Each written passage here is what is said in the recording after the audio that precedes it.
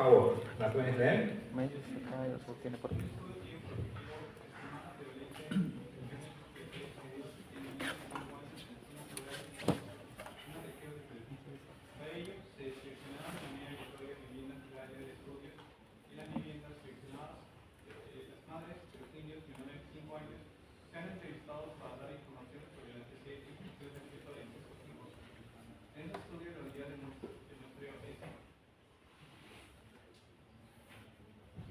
Michelle, ¿cuál sería tu respuesta? ¿Te tocó esta pregunta ayer? ¿Cuál sería tu respuesta?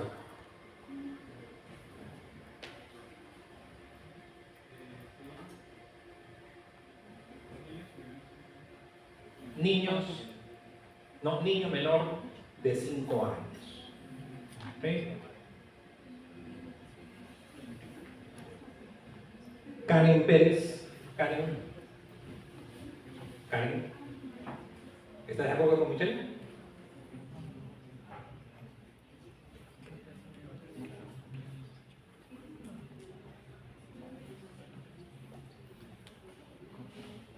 Karen, ¿estás de acuerdo con Michelle o tu respuesta es otra?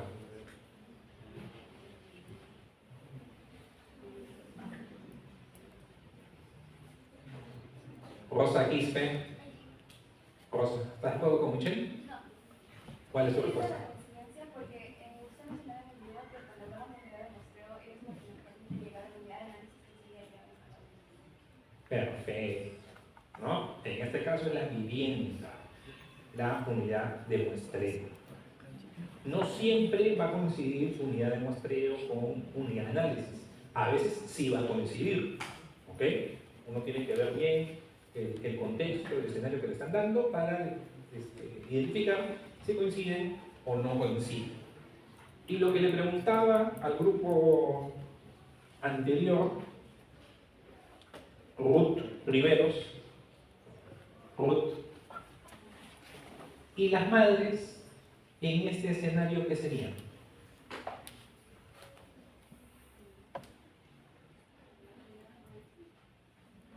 O la unidad de análisis ha dicho Rosa que es el niño, y es correcto. La madre, ¿qué sería?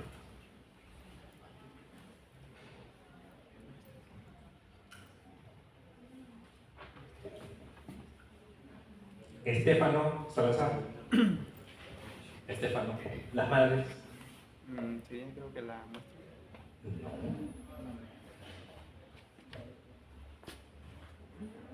Ya. Luis Santibáñez.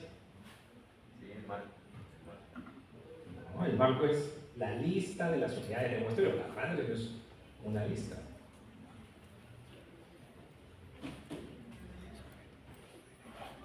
Luis y David. David.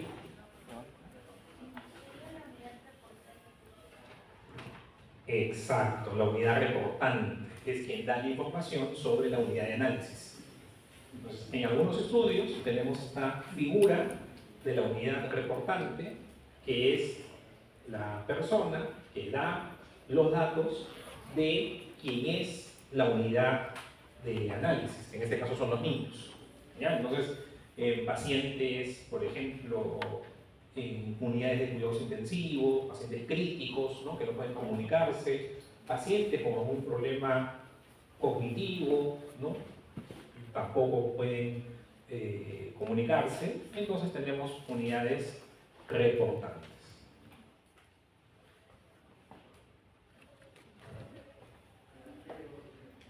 Lucero Montoro. Lucero. A ver, Lucero. Pregunta 2. Sí, léela, por favor. En las estructuras procesales, el tamaño de muestra necesario son las preguntas correctas. 1. Será mayor mientras menos frecuente sea la enfermedad en estudio. 2. Será mayor cuando el nivel de alfa, errótico 1, sea mayor. 3. Será mayor mientras más homogénea sea la condición. A ver. 1 en romanos, ¿es verdadero o falso? Es verdadero. Verdadero. Exacto. ¿no? Si tenemos una enfermedad que es rara, que es poco frecuente, pues necesitamos una muestra que sea más grande, ¿no? Ahí en el video se les ha explicado. 2, Lucero. ¿Por qué?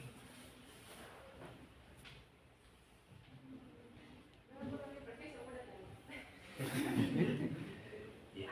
Si el error tipo 1, el alfa, es mayor, ¿qué pasa con el nivel de confianza? Lucero, ¿qué pasa con el nivel de confianza?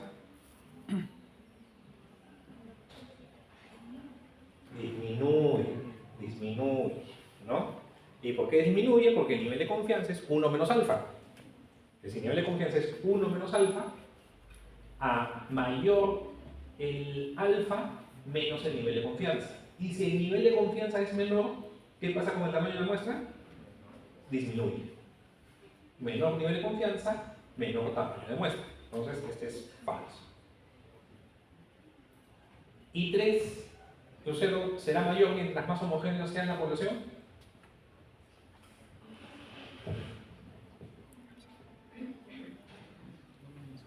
Falso, ¿no? Si la población es más homogénea, la muestra es menor. Brian Olivares. Brian, ¿tú vas los fines de semana al mercado a hacer las compras de la casa? ¿No colaboras a ir a comprar? Brian, ¿por qué? Carmen Pérez. Carmen, tú ayudas en las compras de tu casa. Los fines de semana, claro. Vas y ayudas. Ok. Llegas al puesto de frutas y está la casera. Imaginémonos que es época de uvas. Porque ahorita no hay uvas, ¿no? No es época, pero imaginemos que es época. Y hay unos racimos muy bonitos de uvas. ¿Cuántas uvas pruebas para tomar la decisión si compras o no un kilito de uvas?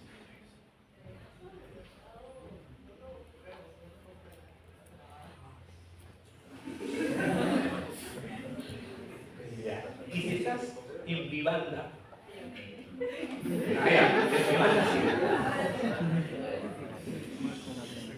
Ya. Y en Vivanda hay un racimo de... En Vivanda no puedes probar. Ya, estás en Vivanda y estás pasando por la zona de embutidos, exacto, ¿no? Entonces está la señorita con su parrilla, con los chorizos, el hot dog, ¿no? Los jamones, todo.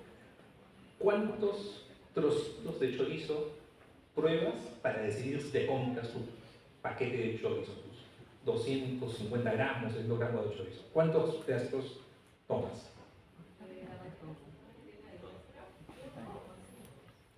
Máximo 2, no te llevas toda la bandeja. ¿Y por qué te basta con un trocito?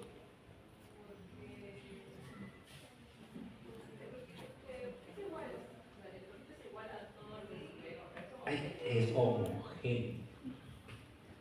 ¿Por qué cuando van a probar comida prueban un poquito y se contentan con ese poquito? Porque están asumiendo que es homogéneo, están asumiendo cuando vayas al mercado y pruebes, sin miedo, se frotan nomás y ya salieron todos los bichos. Asumimos que todas las uvas son iguales. Cuando nos dan a probar mandarina, ¿nos dan toda una mandarina o nos dan un gajito nomás? Toda la mandarina te dan la casera. ¿Qué mercado vas? ¿Con qué era tu mercado? ¿No? Parten la mandarina y dan un pedacito, ¿no? Un gajito, ¿no? Porque ¿qué estamos asumiendo? Que la población es homogénea. Si la población es homogénea, requiero una muestra chiquita para conocer a toda la población. ¿Ok? Entonces, ¿cuál es la respuesta aquí? 1. Será mayor mientras menos frecuente sea la enfermedad de estudio. ¿Dónde nos quedamos? Carmen. No, Carmen ya. Brenda. Rabanal. Brenda, a ver, pregunta 3. Correlacionamos preguntas según las características de los diseños muestrales. Uno, aleatorio simple. 2, sistemático. 3, estratificado. 4, generalizado. En la otra columna están los programas estadísticos y suman este muestreo por defecto con los algoritmos de análisis. Ya. Ahí, Carmen, perdón, Brenda. ¿Cuál sería el diseño de muestreo para la primera afirmación? Aleatorio simple. ¿Están de acuerdo con Brenda? Sí. No, en los programas estadísticos, por defecto, se asume que se está analizando una muestra aleatoria. Sí. Segunda afirmación, Brenda. No, pero léela. Sistemático. ¿Están de acuerdo con Brenda? Brenda, ¿qué es la K en muestreo sistemático? ¿Cómo no te acuerdas? Si ¿sabes qué es sistemático? Tienes que saberlo. Anet Rodas. Anet, ¿qué es la K?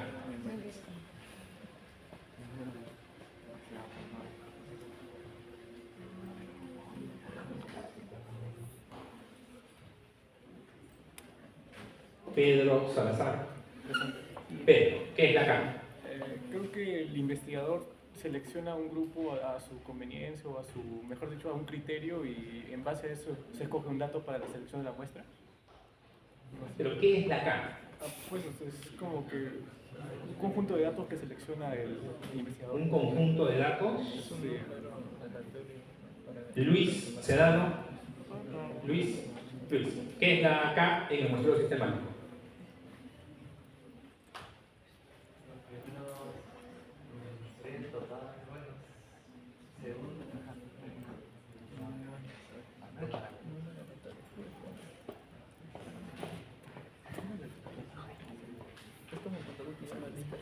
Mirko Toledo. Mirko, ¿qué es la K, Mirko? Bueno, en estos tipos de muestreos sería o vendría a ser el intervalo de selección que tiene el investigador. Exacto, es el salto que voy a dar. Cada cuántos sujetos del marco muestral voy a ir seleccionando. Son los saltos, ¿no? Si es cada 20, entonces si inicio con el 2, luego será el 22, luego el 42, luego el 62, luego el 82, etc., ¿no? El 20, ¿no? Es el K, es el salto que voy a dar, ¿no? Bueno, sigamos contigo, Mirko. Se incorpora el criterio de orden establecido previamente por el investigador.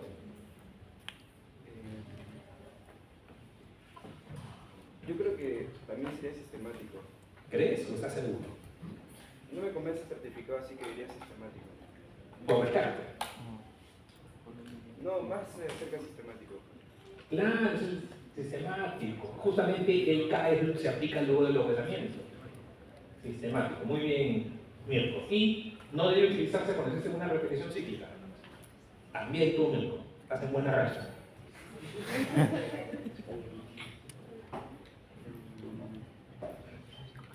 No, en eso no sé si. ¿No te vino esta pregunta?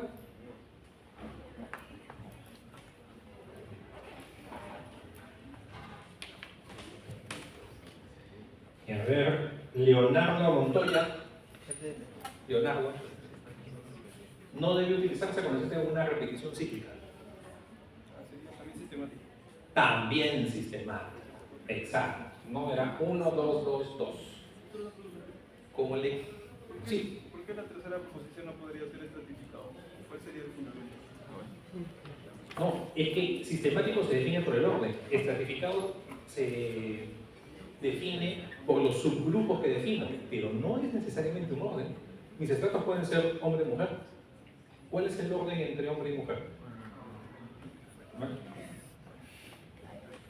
Como le decía en el grupo anterior, en ese tipo de preguntas de correlacionar columnas, no es que aquí cada paréntesis va a ser un número diferente.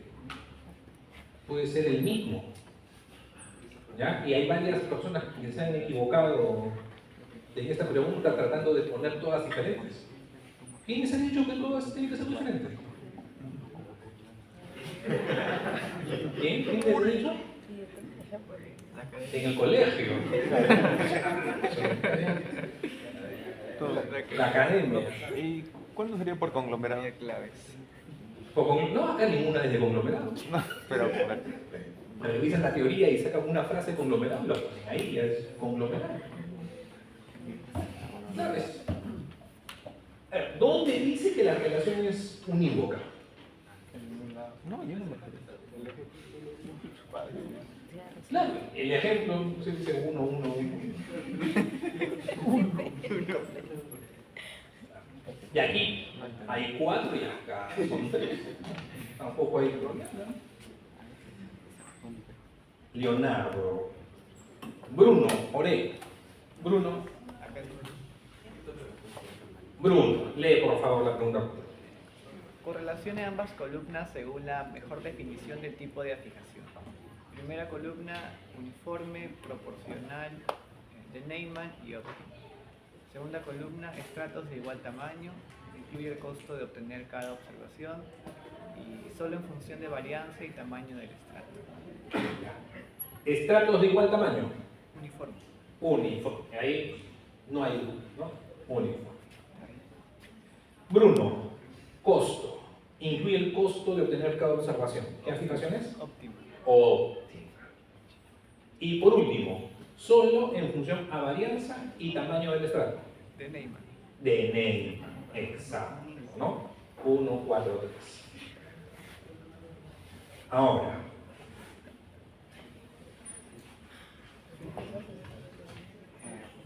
Ariana Ponciano. Ariana, ¿cuál de estas afijaciones es la que con más frecuencia uno va a encontrar en las investigaciones, en las tesis, y ustedes, si hacen un muestro certificado, va a ser lo más usual? ¿Cuál es la afijación más frecuente?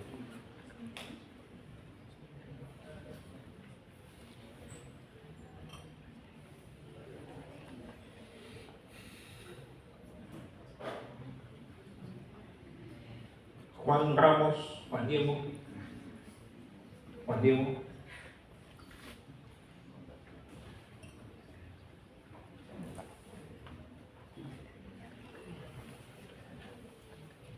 José María, Rodrigo.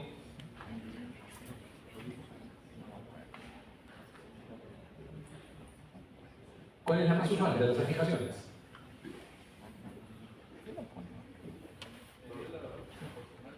Proporcional, exacto. Es la más sencilla. Bueno, tal vez la más sencilla sería el uniforme, pero el uniforme no hay que usar, ¿no?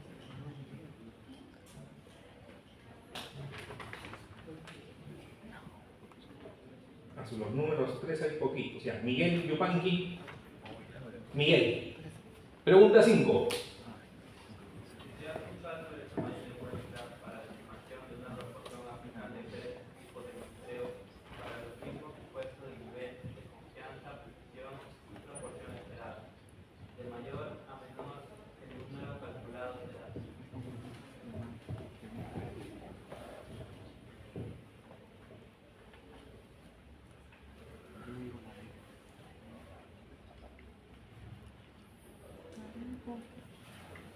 ¿Cuál es tu clave, Miguel? ¿Cuál marcarías? Conglomerado, estratificado, aleatorio simple. Muy bien. Nayeli Morales. Nayeli. ¿Estás de acuerdo con Miguel? ¿La B?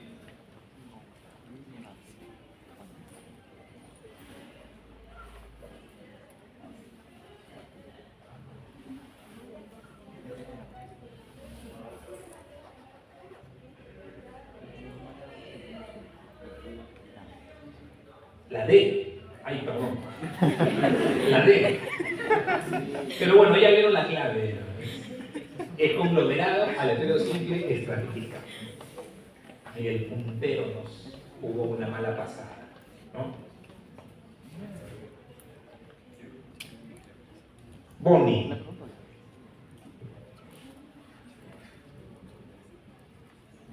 ¿qué término está detrás de esta pregunta? ¿Qué término está relacionado con un mayor, menor tamaño de muestra?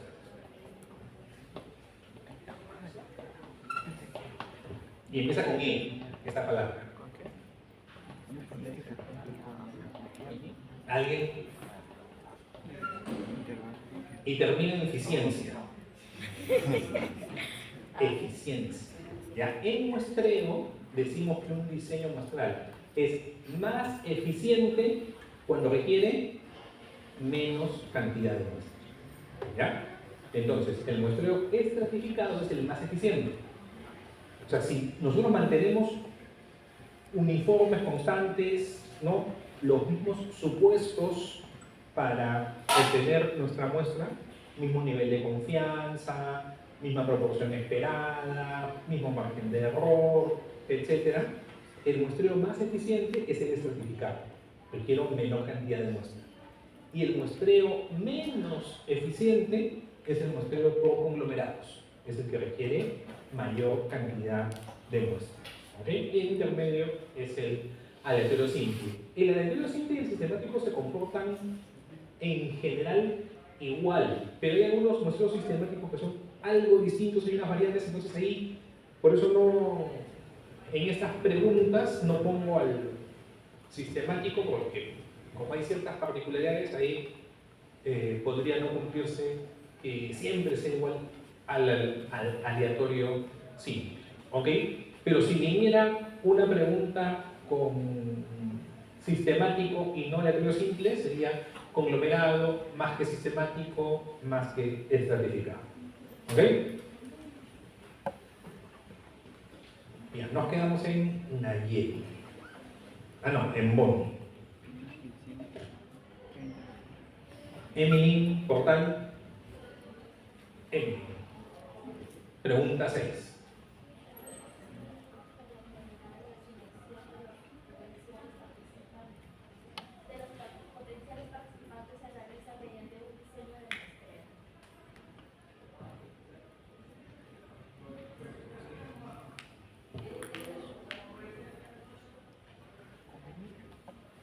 ¿Te vino esa pregunta?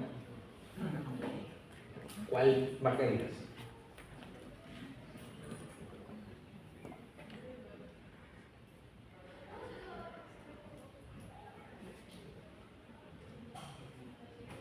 Chane Rodríguez.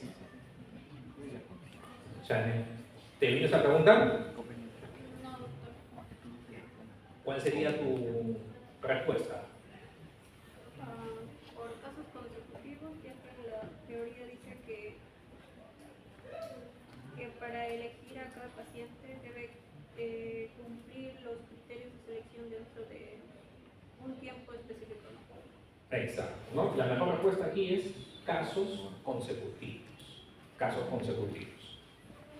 Al grupo anterior le hice toda una explicación y ustedes les van a preguntar ¿por qué en los ensayos clínicos o qué debe de ocurrir, qué se debe de presentar, qué cosa debemos de hacer en un ensayo clínico para poder aplicar las técnicas de inferencia estadística a pesar de usar un muestreo no probabilístico?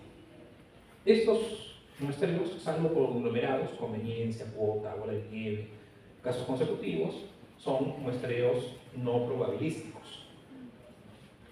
Y para hacer inferencia, que es calcular los intervalos de confianza y hacer el procedimiento de prueba de hipótesis que vamos a ver desde la próxima semana, en teoría yo requiero de una muestra probabilística. Entonces, la pregunta era, ¿por qué? Más que por qué. ¿Qué debe de haber en un ensayo clínico para que la muestra, siendo no probabilística, pueda yo aplicar lo que es la inferencia estadística? ¿Qué debe de haber? ¿Qué debe de cumplirse? ¿Qué debe de darse?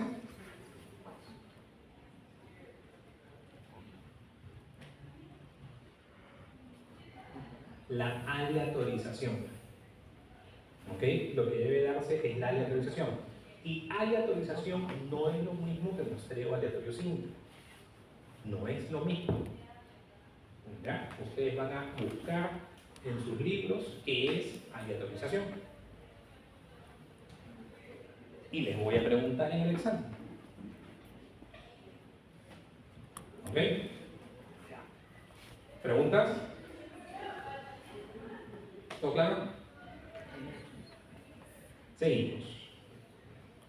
Ahora nos habíamos quedado en Charme. Dariana Sánchez. Dariana, a ver. Pregunta 7. El muestreo es correcto afirmar. 1. El marco muestral es un listado de cada una de las unidades de análisis. ¿Verdadero o falso?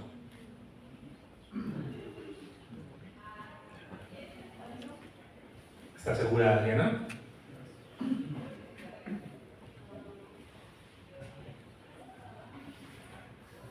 Sí, falso, porque es de las unidades de muestreo. Exacto. Muy bien. La 1 es falsa. 2. En el muestreo por conglomerados, la unidad de análisis se corresponde con la unidad de muestreo. ¿Verdadero o falso?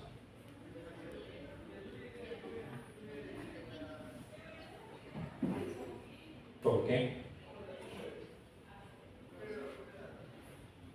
¿Por qué?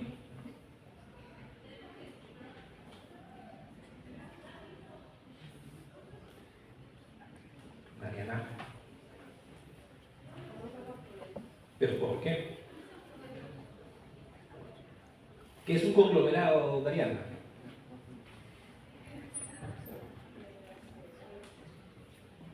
Es el conjunto de las unidades de análisis. Entonces, el conglomerado no es la unidad de análisis. El conglomerado es el conjunto de las unidades de análisis. Y por eso que un muestreo por conglomerados, un requisito para que funcione, y a veces es difícil cumplirlo, es incluir a todas las unidades que conforman el conglomerado. Ese es un supuesto teórico que debemos de tener el cuidado de cumplir en el muestreo por conglomerados.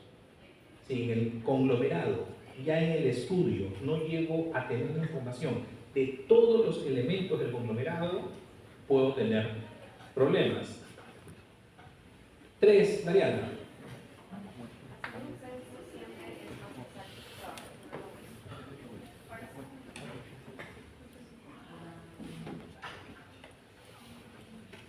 Mariana. Hacer un censo siempre es más exacto que trabajar con una muestra.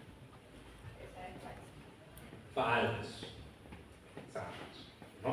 Porque hay situaciones donde las poblaciones son difíciles de acceder, son complicadas, y entonces los errores que vamos a tener en el censo me llevan a un resultado que es menos exacto que trabajar con una muestra.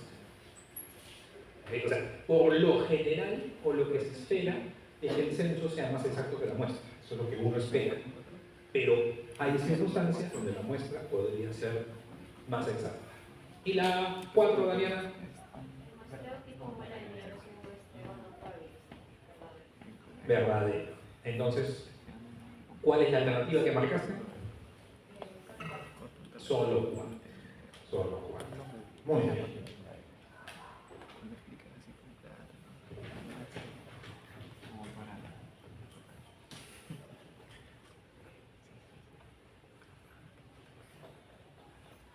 Pamela Mena. Pamela. ¿Y por qué tienes un polo de ingeniería si estamos en medicina? Ya, cuidado, cuidado. Acá somos celosos, nada de derecho, ingeniería, letra, acá. Solo medicina. A ver, Pamela. Pregunta 8.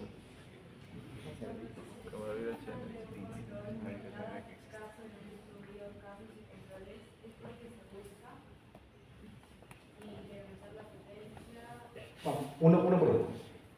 ¿Verdadero o falso? ¿Incrementar la potencia?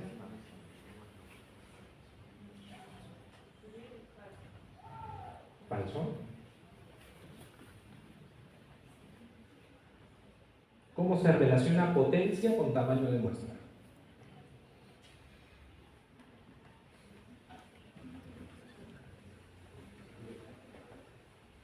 Si yo aumento el nivel de confianza, ¿qué pasa con el tamaño de la muestra? Aumenta. Si yo subo la potencia, ¿qué pasa con el tamaño de la muestra? Aumenta. Entonces, si aumenta el tamaño de la muestra, aumenta la potencia. 2. Disminuir el error tipo 2.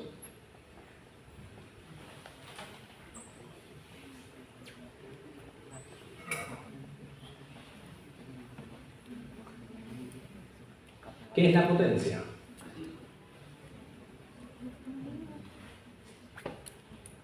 Como formulita chiquita, es una bien pequeñita la formulita de la potencia. 1 menos también 1 menos beta. La potencia es 1 menos beta. Entonces, si yo disminuyo el error tipo 2 o beta, ¿qué está sucediendo? Estoy aumentando la potencia. La afirmación 2 y la afirmación 1 es lo mismo. ¿Ok? ¿Se controla el efecto confusor, Pamela, al aumentar el tamaño de la muestra? ¿Sí? No. ¿Se garantiza la comparabilidad de los grupos? ¿Aumenta el tamaño de la muestra? ¿Se garantiza la comparabilidad de los grupos? No. Entonces, ¿cuáles son correctas? 1 y 2. Ahora, esta pregunta es para discutir, profundizar y que ustedes lean un poquito más sobre error sistemático y error aleatorio. Todo lo que estamos haciendo, no todo, digamos, estamos en el plano de los errores aleatorios en estadística. ¿Ok? Trabajamos con una muestra al azar, tenemos el alfa, tenemos el beta, etc.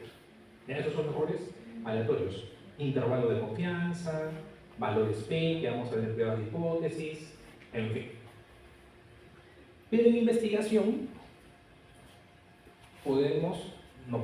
tenemos amenazas a la validez interna. Y esas amenazas a la validez interna son los errores sistemáticos. Y hay 3 grandes grupos de errores sistemáticos. El sesgo de selección, el sesgo de medición y el efecto confusor. ¿Ya? En algunos libros, efecto confusor no lo ponen como sesgo, pero sí como amenaza a la validez interna. En algunos libros está dentro de los tipos de sesgo, pero en general, las 3 grandes amenazas a la validez interna: sesgo de selección, sesgo de medición y efecto confusor. Estas amenazas a la validez interna no se corrigen aumentando el tamaño de la muestra. Y ese es un concepto a veces equivocado que se tiene. ¿Ya? Aumentar el tamaño no corrige el error. ¿Ok? Aumentar el tamaño de la muestra no corrige el error. ¿Está claro? Muy bien, Pamela. Ahí es donde nos hemos quedado. Aquí, Juan Mudarra. Juan, a ver, Juan, pregúntalo. Dos grupos de investigadores plantean determinar la prevalencia del alcoholismo en 2 poblaciones de adolescentes de zonas urbanas marginales. Ambos grupos trabajarán con el mismo nivel de confianza del 95% y un error relativo de muestreo del 10%. El primer grupo trabajará en una población con una prevalencia esperada del 20%, mientras que el segundo en una población con una prevalencia esperada del 30%. Para afirmar entonces. ¿Te vino esa pregunta? A ver, lee con las alternativas, por favor. A. El primer grupo trabajará con un mayor tamaño de muestra. B. El segundo grupo trabajará con un mayor tamaño de muestra. C. Los tamaños de las muestras serán similares, ya que ambos grupos trabajarán con el mismo nivel de confianza. D. Los tamaños de las muestras serán similares, ya que ambos grupos trabajarán con el mismo error. Y E. No se puede saber qué grupo tendrá una muestra más grande. ¿Cuál sería tu respuesta? A.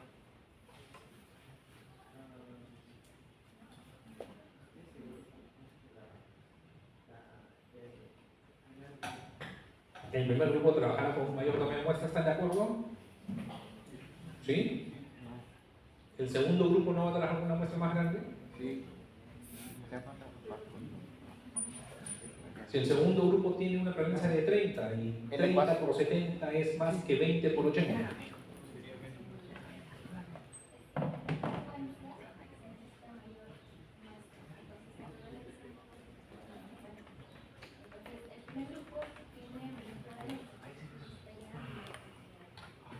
Pero con estos supuestos, sí, es la A. Pero ¿por qué? ¿Por qué? Vamos con calma.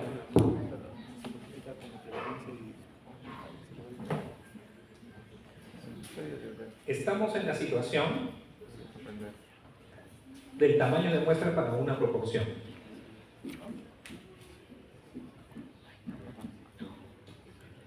¿Ok?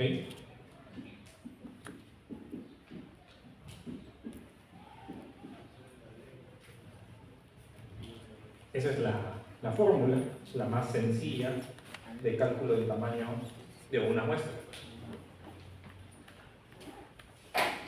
Pero aquí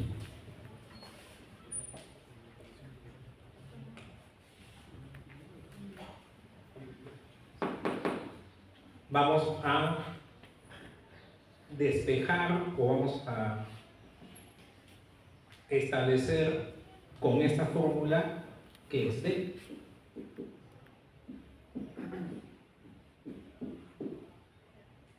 Estamos cambiando. Este denominador pasa a multiplicar, este n pasa a dividir. Entonces, D ¿es esto? Ya. ¿Y se acuerdan esto donde lo encontramos? Margen de error. Exacto. El intervalo de confianza es la estimación puntual más menos z raíz cuadrada de PQ entre n. El margen de error. Este D o esta D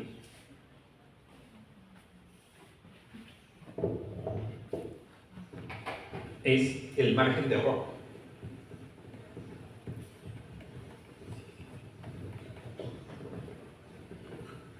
Es el error absoluto. Pero aquí, ¿qué les dice? Error relativo. Entonces, van a hacer los dos cálculos, pero sin hacer el cálculo, como con el primer grupo, de forma mental.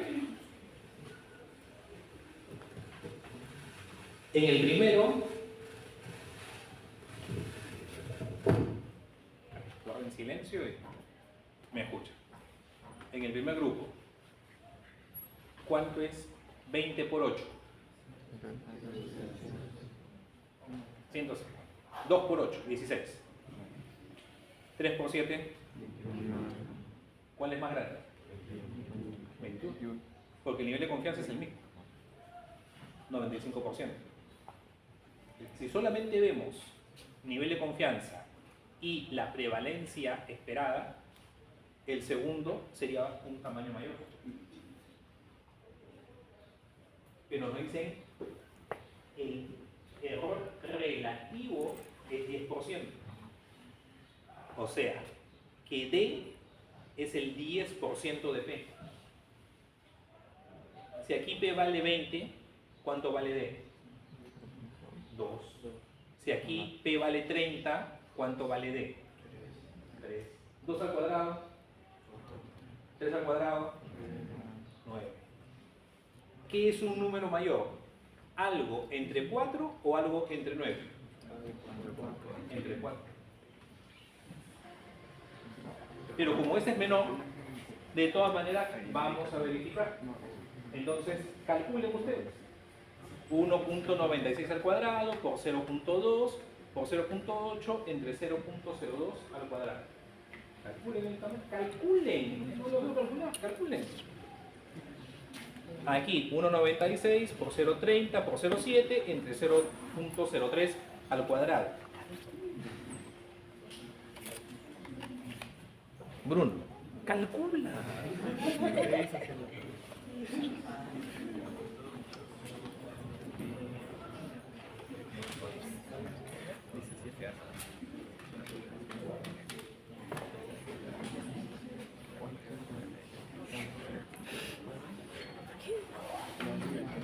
¿Cuánto salió aquí el tamaño de muestra? Díganme. El del otro sale 896. El otro. Acá, 896. 96. Punto. ¿Y este de aquí? Pensé que ustedes habían hecho el de 20.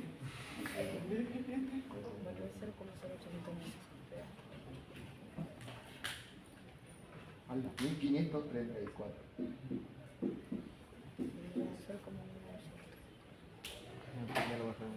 ¿Ven la diferencia? ¿Ya?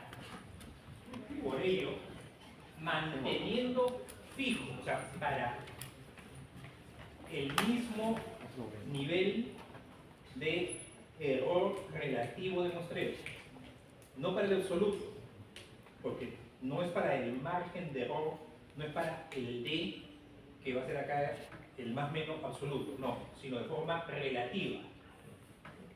Este D, ¿cuánto va a ser de P? Si mantenemos constante el margen de error relativo, el error relativo de muestreo, error relativo de muestreo, y el nivel de confianza, a menor el valor de P, mayor el tamaño de la muestra. ¿Qué es lo que necesitamos? Si menos frecuente es el fenómeno, necesitamos más personas en el estudio. ¿Está bien? Entonces, el primer grupo trabajará con un mayor tamaño de muestra. Vamos a ver si esto ya funciona. ¿Y quién quiere responder la última pregunta? Muy bien. ¿Cómo apellidas? Samu.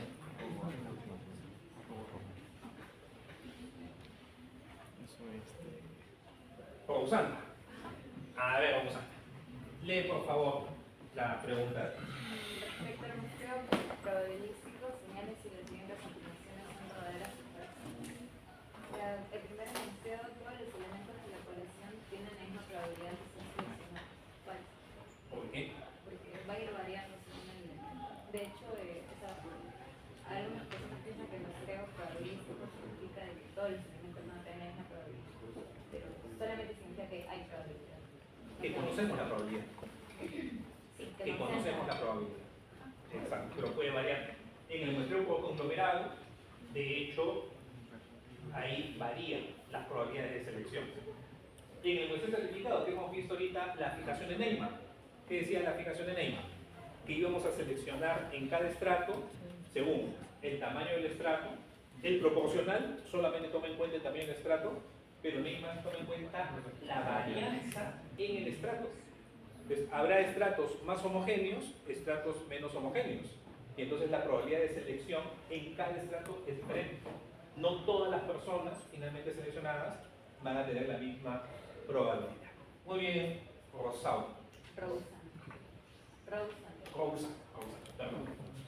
El segundo anuncio, Segundo. un tipo de muestreo probabilístico es el sistemático verdadero. Son 4 y 3. ¿3? El muestreo estratificado es menos eficiente que el muestreo aleatorio simple. Es falso porque el estratificado respecto al aleatorio simple tiene representatividad, que es lo que lo hace más eficiente. Y la última, la aplicación de Neyman se aplica en muestreo por conglomerados es falsa.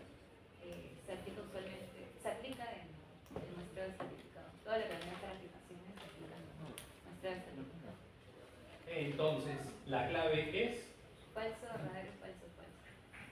falso, verdadero, falso, falso, ¿no? Y ustedes tenían que escribir ahí sus letritas en el paso. Muy bien, hoy día hemos terminado rápido. No ha habido mucho cálculo, por eso hemos terminado un poco antes.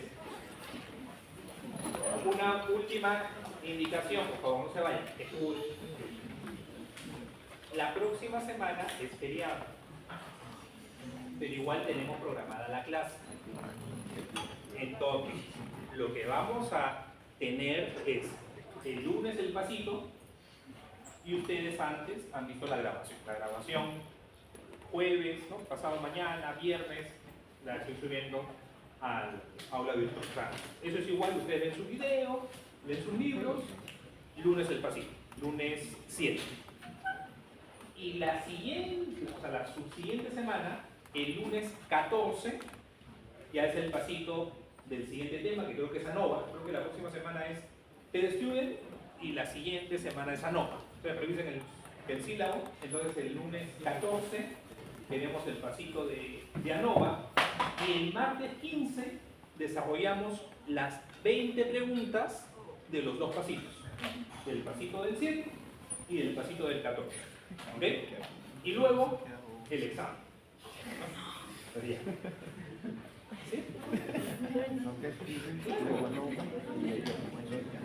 Creo que es así, o el 14 o el 15 es el examen.